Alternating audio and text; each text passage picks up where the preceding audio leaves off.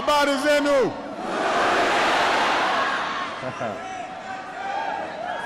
Wa Kenya, Impio. It is great to be back in Kenya. Thank you so much for this extraordinary welcome.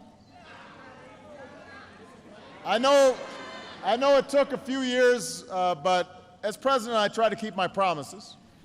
And I said I was going to come, and I'm here. So, and everybody, go ahead and have a seat. I'm going to be talking for a while. Relax. I want to thank my sister Alma for a wonderful introduction. I'm so glad that she could be with us here today, and it was, as she said, it was Alma who first guided me through Kenya almost 30 years ago. To President Kenyatta, I want to thank you once again for the hospitality that you've shown me, for our work together on this visit, and for being here today. It's a great honor. I am proud to be the first American president to come to Kenya.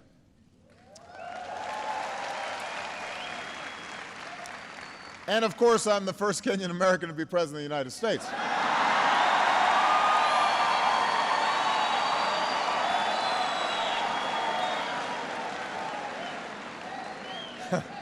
That goes without saying.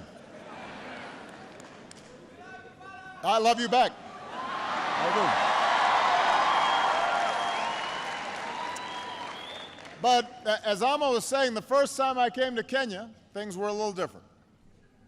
When I arrived at Kenyatta Airport, the airline had lost my bags. That doesn't happen on Air Force One. They always have my luggage on Air Force One. As she said, Alma picked me up in an old Volkswagen Beetle. And I think the entire stay I was here, it broke down 4 or 5 times. We'd be on the highway, we'd have to call the Joakali. He'd bring his tools. We'd be sitting there waiting. And I slept on a cot in her apartment. Instead of eating at fancy banquets with the president, we were drinking tea and eating ugali, and sukuma wiki, and so there wasn't a lot of luxury. Sometimes the lights would go out. They still do, is that what someone said? But you know, there was something more important than luxury on that first trip. And that was a sense of being recognized, being seen. I was a young man, and I was just a few years out of university. I'd worked as a community organizer in low-income neighborhoods in Chicago. I was about to go to law school, and when I came here, you know, in many ways I was a Westerner. I was an American, unfamiliar with my father and his birthplace, really disconnected from half of my heritage. And at that airport, as I was trying to find my luggage, there was a woman there who worked for the airlines, and she was helping fill out the forms, and she saw my name, and she looked up and she asked if I was related to my father, who she had known. And that was the first time that my name meant something, right? And that it was recognized.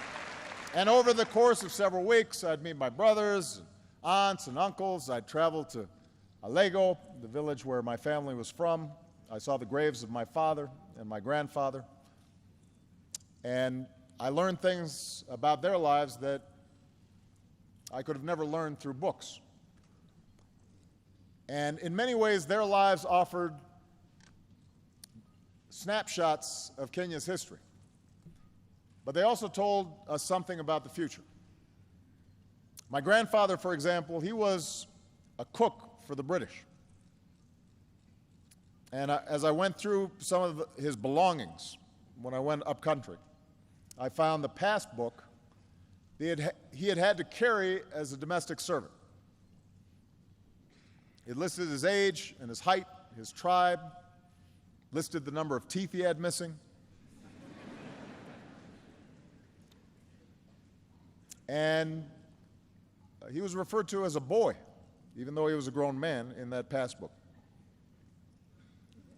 And he was in the King's African Rifles during the Second World War and was taken to the far reaches of the British Empire, all the way to Burma. And back home, after the war, he was eventually detained for a time because he was linked to a group that opposed British rule.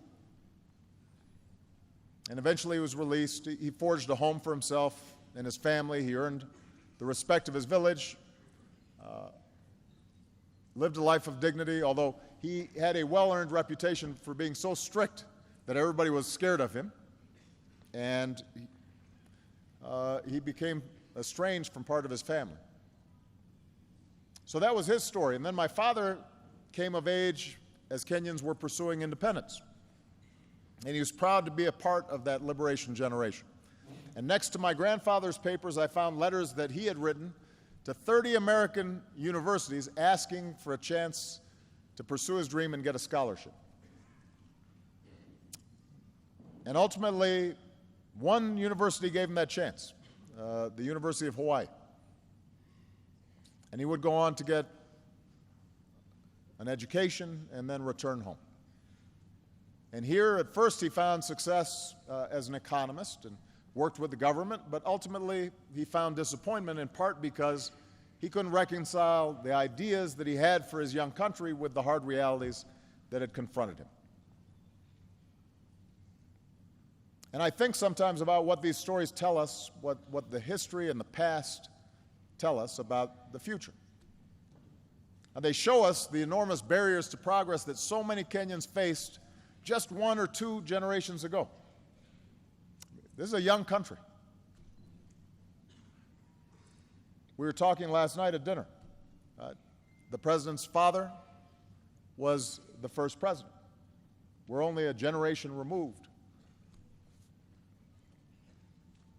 And the daily limitations and sometimes humiliations of colonialism, that's recent history. The corruption and cronyism and tribalism that sometimes confront young nations, that's recent history. But what these stories also tell us is an arc of progress. From foreign rule to independence, from isolation to education and engagement with a wider world. It speaks of incredible progress. So we have to know the history of Kenya, just as we Americans have to know our American history. All people have to understand where they come from. But we also have to remember why these lessons are important. We know our history so that we can learn from it. We learn our history because we understand the sacrifices that were made before, so that when we make sacrifices, we understand we're doing it on behalf of future generations. There's a proverb that says, "We have not inherited this land from our forebears, we have borrowed it from our children." In other words, we study the past so it can guide us into the future and inspire us to do better. And when it comes to the people of Kenya, particularly the youth, I believe there is no limit to what you can achieve. A young, ambitious Kenyan today should not have to do what my grandfather did and serve a foreign master. You don't need to do what my father did and leave your home in order to get a good education and access to opportunity. Because of Kenya's progress, because of your potential, you can build your future right here, right now.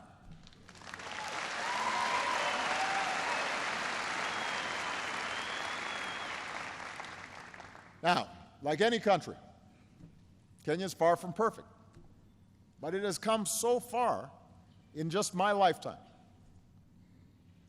After a bitter struggle, Kenyans claimed their independence just a few years after I was born, and after decades of one-party rule, Kenya embraced a multi-party system in the 1990s. just as I was beginning my own political career in the United States. Tragically, just under a decade ago, Kenya was nearly torn apart by violence at the same time that I was running for my first campaign for president. And I remember hearing the reports of thousands of innocent people being killed or driven from their homes. And from a distance, it seemed like the Kenya that I knew, a Kenya that was able to reach beyond ethnic and tribal lines, that it might split apart across those lines of tribe and ethnicity. But look what happened. The people of Kenya chose not to be defined by the hatreds of the past. You chose a better history.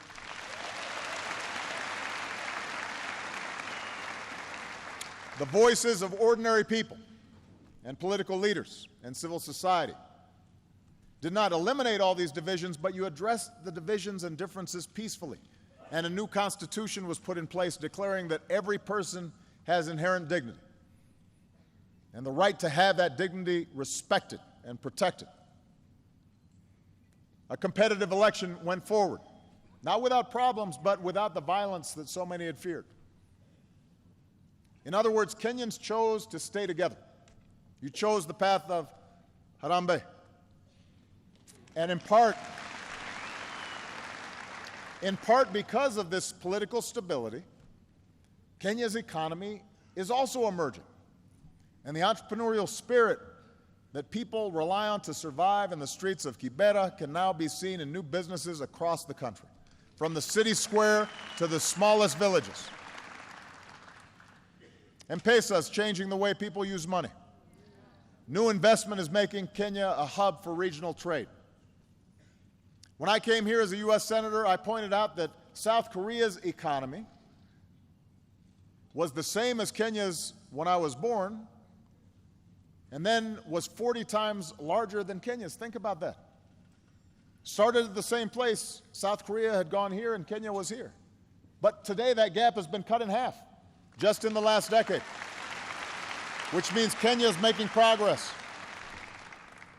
And meanwhile, Kenya continues to carve out a distinct place in the community of nations as a source of peacekeepers for places torn apart by conflict, a host for refugees driven from their homes, a leader for conservation, following the footprints of Wangari Maathai.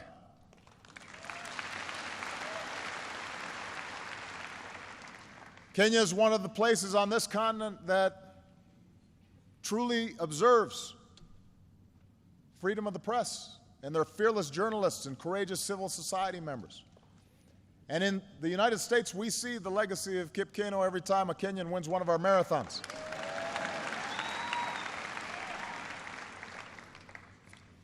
And maybe the First Lady of Kenya is going to win one soon.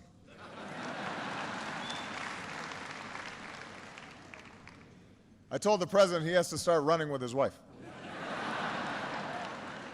We want him to stay fit.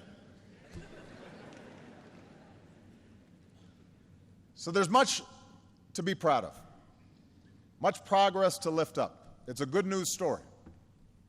But we also know the progress is not complete. There are still problems that shadow ordinary Kenyans every day. Challenges that can deny you your livelihood and sometimes deny you lives.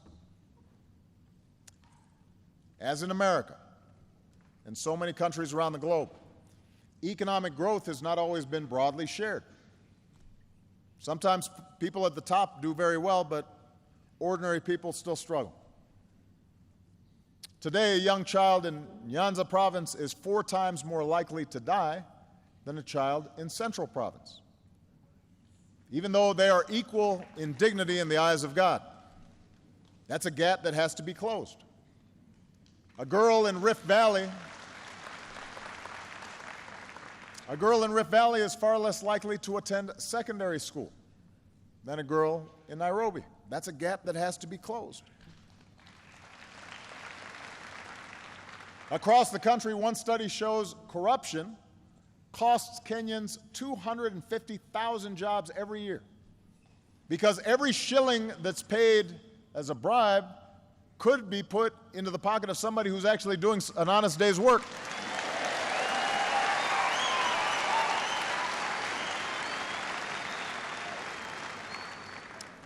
And despite the hard-earned political progress that I spoke of, those political gains still have to be protected. New laws and restrictions could close off the space where civil society gives individual citizens a voice and holds leaders accountable. Old tribal divisions and ethnic divisions can still be stirred up. I want to be very clear here. A politics that's based solely on tribe and ethnicity is a politics that's doomed to tear a country apart. It is a failure of imagination. Of course, here in Kenya, we also know the specter of terrorism has touched far too many lives. And we remember the Americans and Kenyans who died side by side in the attack on our embassy in the 90s. We remember the innocent Kenyans who were taken from us at Westgate Mall. We weep for the nearly 150 people slaughtered at Garissa, including so many students who had such a bright future before them. We honor the memory of so many other innocent Kenyans whose lives have been lost in this struggle. So Kenya is at a crossroads, a moment filled with peril, but also enormous promise.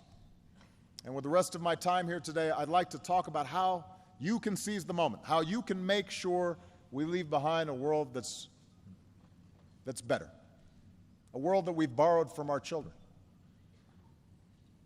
When I first came to Sub-Saharan Africa as president, I made clear my strong belief that the future of Africa is up to Africans.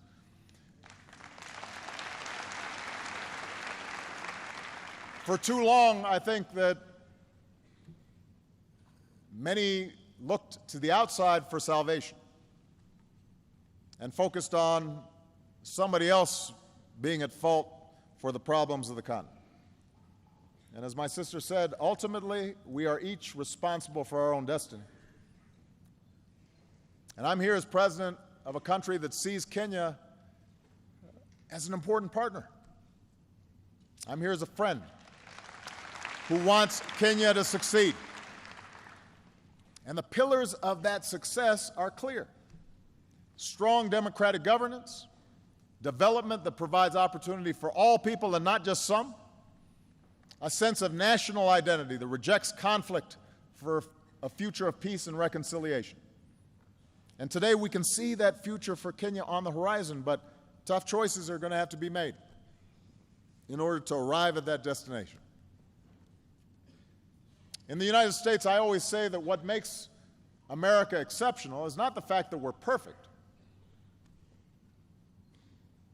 It's the fact that we struggle to improve. We're self-critical. We work to live up to our highest values and ideals, knowing that we're not always going to achieve them perfectly, but we keep on trying to perfect our union. And what's true for America is also true for Kenya. You can't be complacent and accept the world just as it is. You have to imagine what the world might be and then push and work towards that future. Progress requires that you honestly confront the dark corners of our own past, extend rights and opportunities to more of your citizens, see the differences and diversity of this country as a strength, just as we in America try to see the diversity of our country as a strength and not a weakness. So you can choose the path to progress, but it requires making some important choices. First and foremost, it means continuing down the path of a strong, more inclusive, more accountable, and transparent democracy.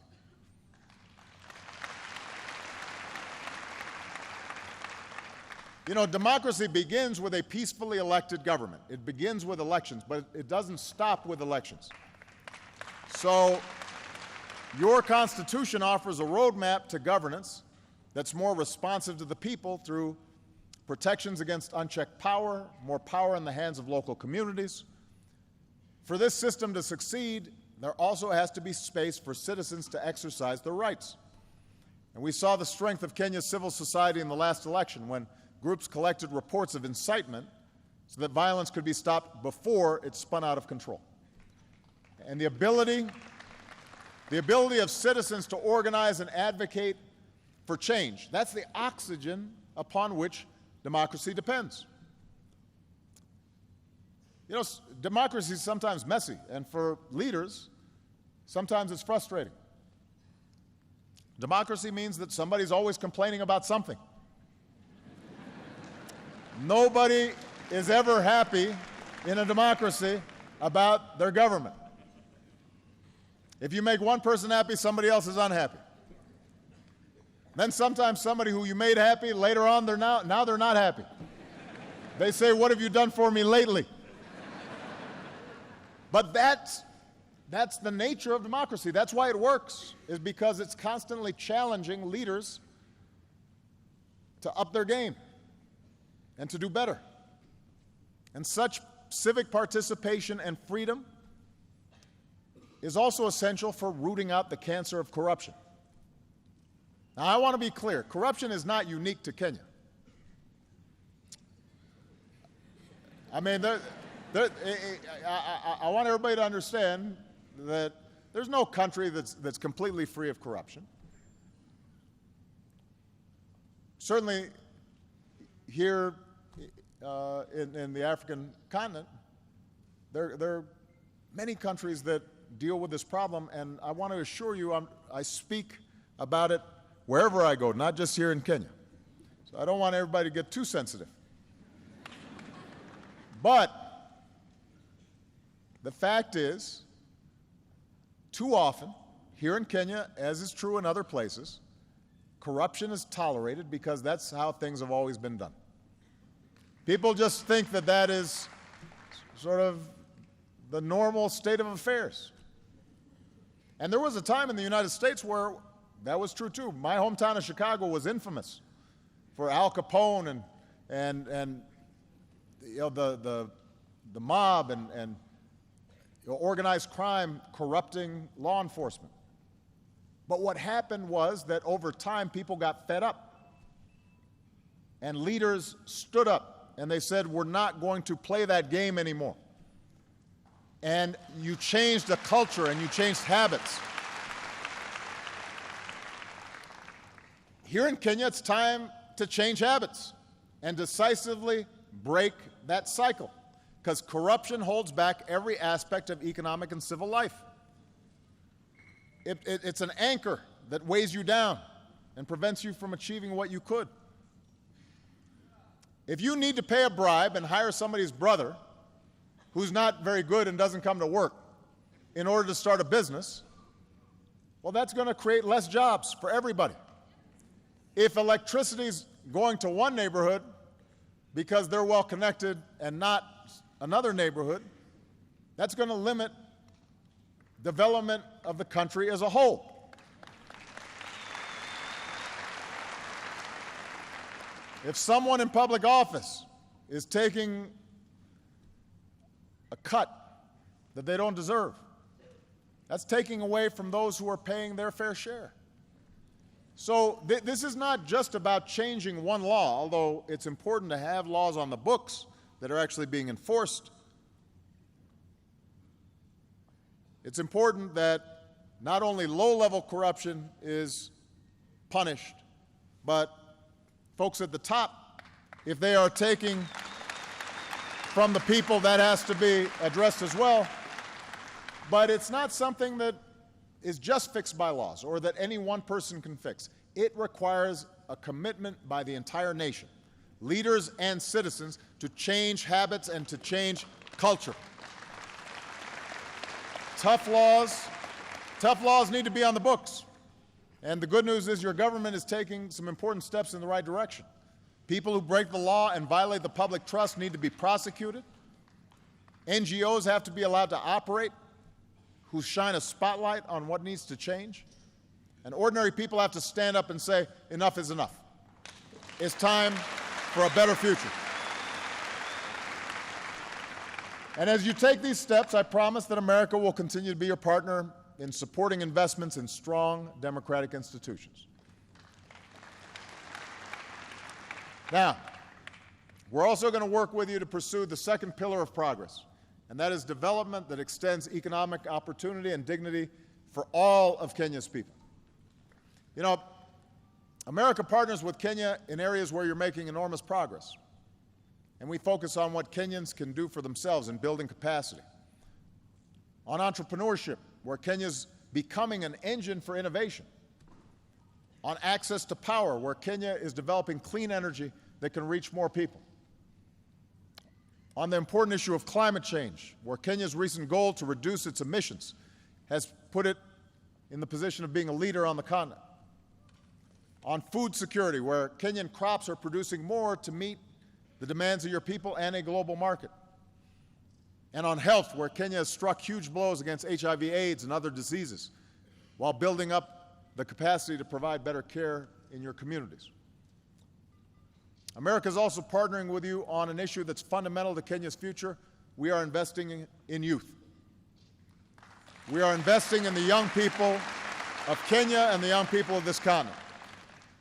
Robert F. Kennedy once said, "It is a revolutionary world that we live in, and it is the young people who must take the lead." It's the young people who must take the lead. So through our Young African Leaders Initiative, we are empowering and connecting young people. Connecting young people from across the continent who are filled with energy and optimism and idealism and are going to take Africa to new heights. And these young people, they're not weighed down by the old ways. They're creating a new path. And these are the elements for success in this 21st century. To continue down this path of progress, it will be vital for Kenya to recognize that no country can achieve its full potential unless it draws on the talents of all its people, and that must include the half of Kenyans, maybe a little more than half, who are women and girls. Now, I'm going to spend a little time on this just for a second. Every country and every culture has traditions that are unique and help make that country what it is. But just because something is a part of your past doesn't make it right. It doesn't mean that it defines your future. You know, look at us in the United States. Recently, we've been having a debate about the Confederate flag. Some of you may be familiar with this. This was a symbol for those states who fought against the Union to preserve slavery. Now, as a historical artifact, it's important.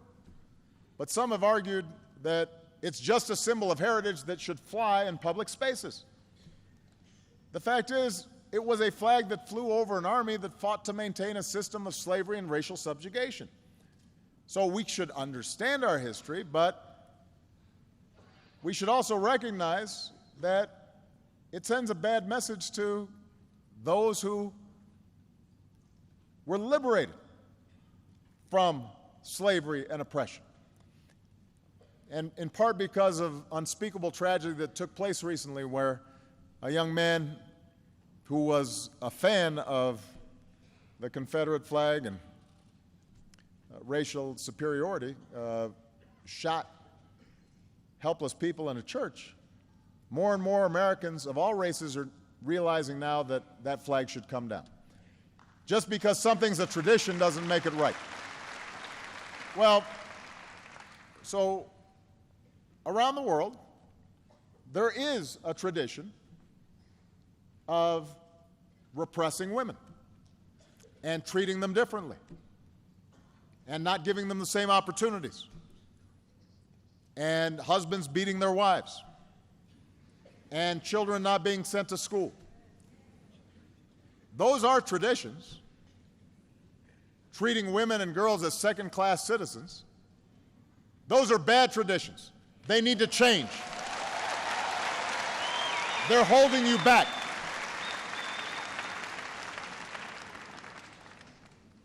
Treating women as second-class citizens is a bad tradition. It holds you back. There's no excuse for sexual assault or domestic violence.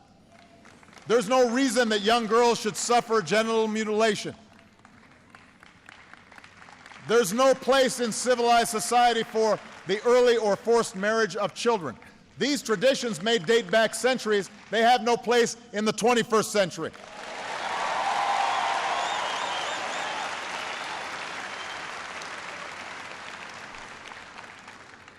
These are issues of right and wrong in any culture. But they're also issues of success and failure. Any nation that fails to educate its girls or employ its women and allowing them to maximize their potential is doomed to fall behind in the global economy. You know, we're in a sports center.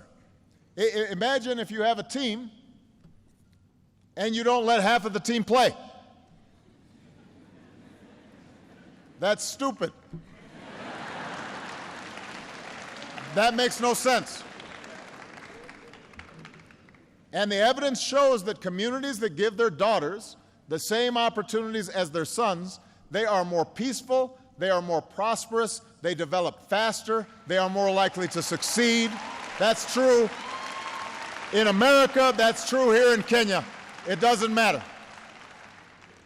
And that's why one of the most successful development policies you can pursue is giving girls an education and removing the obstacles that stand between them and their dreams. And by the way, if you educate girls, they grow up to be moms, and they, because they're educated, are more likely to produce educated children.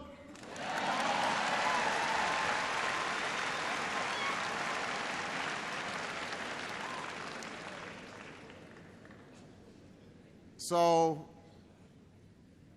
Kenya will not succeed if it treats women and girls as second-class citizens. I want to be very clear about that. Now, this leads me to the third pillar of progress, and that's choosing a future of peace and reconciliation. There are real threats out there. President Kenyatta and I spent a lot of time discussing the serious threat from al-Shabaab that Kenya faces. The United States faces similar threats of terrorism. We are grateful for the sacrifices made by Kenyans on the front lines as part of AMISOM. We're proud of the efforts. We're proud of the efforts that we're making to strengthen Kenya's capabilities through our new security governance initiative. We're going to stand shoulder to shoulder with you in this fight against terrorism for as long as it takes. But as I mentioned yesterday, it is important to remember that violent extremists want us to turn against one another. That's what terrorists typically try to exploit. They know that they are a small minority. They know that they can't win conventionally. So what they try to do is target societies where they can exploit divisions. That's what happens in Iraq. That's what happens around the world. That's what happened in Northern Ireland. Terrorists who try to sow chaos, they must be met with force, and they must also be met, though, with a forceful commitment to uphold the rule of law and respect for human rights, and to treat everybody who's peaceful and law-abiding fairly and equally. Extremists who prey on distrust must be defeated by communities who stand together and stand for something different. And the most important example here is that the United States and Kenya both have Muslim minorities, but those minorities make enormous contributions to our countries. These are our brothers, they are our sisters, and so in both our countries we have to reject calls that allow us to be divided. This is true for any diverse society. And Kenya is rich with diversity, with many dozens of tribes and ethnicities and languages and religious groups. And time and again, just as we've seen the dangers of religious or ethnic violence, we've seen that Kenya is stronger when Kenyans stand united with a sense of national identity. That was the case on December 12, 1963, when cities and villages across this country celebrated the birth of a nation. It was true in 2010, when Kenya replaced the anarchy of ethnic violence with the order of a new constitution. So we can all appreciate our own identities, our bloodlines, our beliefs, our backgrounds. That tapestry is what makes us who we are. But the history of Africa, which is both the cradle of human progress and a crucible of conflict, shows us that when we define ourselves narrowly, in opposition to somebody just because they're of a different tribe or race or religion, and we ignore who's a good person or a bad person, are they working hard or not, are they honest or not, are they peaceful or violent? When we start making distinctions solely based on status and not what people do, then we're taking a wrong path, and we inevitably suffer in the end. This is why Martin Luther King called on people to be judged not by the color of their skin, but the content of their character. And in the same way, people should not be judged by their last name or their religious faith, but by their content of their character and how they behave. Are they good citizens? Are they good people? In the United States, we embrace the motto, e pluribus unum. In Latin, that means out of many, one. In Kenya, Harambee, we are in this together. Whatever the challenge, you will be stronger if you face it not as Christians or Muslims, Maasai, Kikuyu, Luo, any other tribe, but as Kenyans. And ultimately, that unity is the source of strength that will empower you to seize this moment of promise. That's what will help you root out corruption. That's what will strengthen democratic institutions. That's what will help you combat inequality. That's what will help you extend opportunity and educate youth and face down threats and embrace reconciliation. So I want to say, particularly to the young people here today, Kenya is on the move. Africa is on the move. You are poised to play a bigger role in this world as the shadows of the past are replaced by the light that you offer an increasingly interconnected world. And in the light of this new day, we have to learn to see ourselves in one another. We have to see that we are connected. Our fates are bound together. Because in the end, we're all part of one tribe, the human tribe. And no matter who we are or where we come from or what we look like or who we love or what God we worship, we're connected. Our fates are bound up with one another. Kenya holds within it all that diversity, and with diversity sometimes comes difficulty. But I look to Kenya's future filled with hope, and I'm hopeful because of you, the people of Kenya, especially the young people. There are some amazing examples of what's going on right now with young people. I'm hopeful because of a young man named Richard Ruto Torosia. Richard helped build Yes, Youth Can. I like the phrase, yes, Youth Can.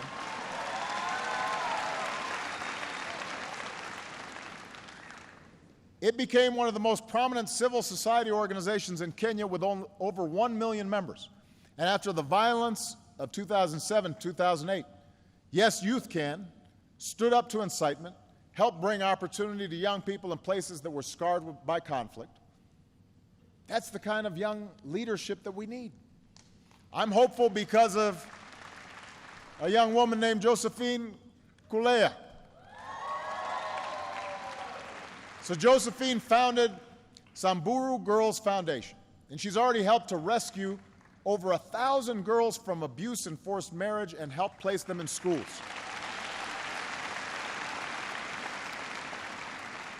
A member of the Samburu tribe herself, she's personally planned rescue missions to help girls as young as 6 years old. And she explains that the longer a girl is in school, everything for her income, for her family, for this country, everything changes. She gives me hope. I'm hopeful because of a young woman named Jamila Abbas. So Jamila founded M-Farm, which is a mobile platform that is already used by over 14,000 people across Kenya.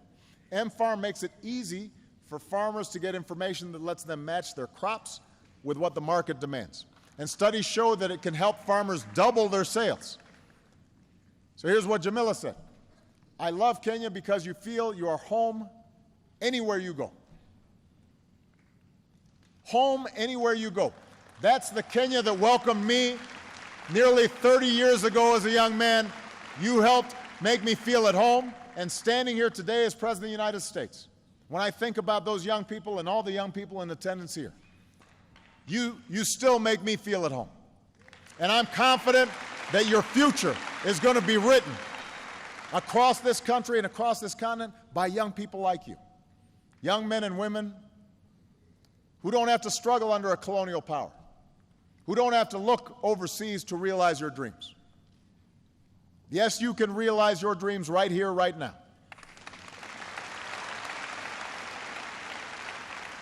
We have not inherited this land from our forebears. We have borrowed it from our children. So now's the time for us to do the hard work of living up to that inheritance, of building a Kenya where the inherent dignity of every person is respected and protected, and there's no limit to what a child can achieve. I am here to tell you that the United States of America will be a partner for you every step of the way. God bless you. Thank you. Asante sana.